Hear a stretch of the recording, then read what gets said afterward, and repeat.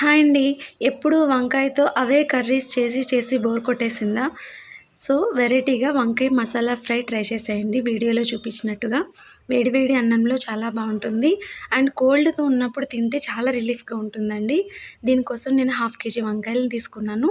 ఇలా కట్ చేసి వాటర్‌లో పెట్టుకోవాలండి. లేకపోతే బ్లాక్ వస్తాయి కదా! దీనికోసం టూ మచ్ ఇంగ్రీడియెంట్స్ అస్సలు అవసరం లేదు.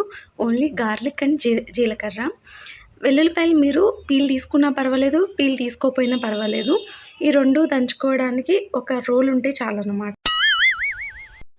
ఇంట్లో పిల్లలున్నారనుకోండి, ఈ వెల్లుల్లిపాయలు, జీలకర్ర ఇచ్చేసి దంచమంటే మంచిగా అల్లరి చేయకుండా కాసేపు అక్కడే ఉండి దంచుతా ఉంటారు.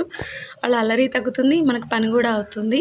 ఇలా దంచుకున్నాక మనకి ఫ్రైకి సరిపడా పసుపు, ఉప్పు, కారం ఇందులోనే యాడ్ చేసేసుకొని ఉంచుకోండి. ఇదేంటంటే రెసిపీ అసలు చాలా తక్కువ టైంలో అయిపోతుంది. ఇది మసాలా ప్రిపేర్ చేస్తున్నాం అంతే. వంకాయలు ఫ్రై చేసుకొని ఇది మనం యాడ్ చేసేయాలి అంతే.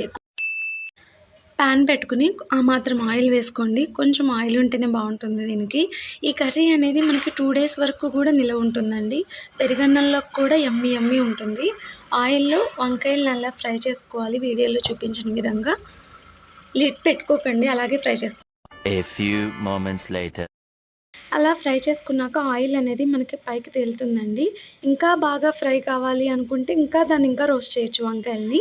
నాకు ఈ మాత్రం సరిపోతుంది. దాంట్లో మనం ముందుగా ప్రిపేర్ చేసిన మసాలాని యాడ్ చేసేసి మీరు సాల్ట్, కారం చెక్ చేసుకోండి. సరిపోకపోతే ఇంకొంచెం యాడ్ చేసుకోండి. కొత్తిమీరతో గార్నిష్ చేసేయండి.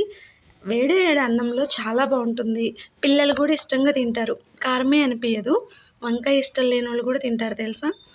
ప్లీజ్ నా వీడియోలు నచ్చితే సబ్స్క్రైబ్ చేయొచ్చు కదా! లైక్ చేయండి.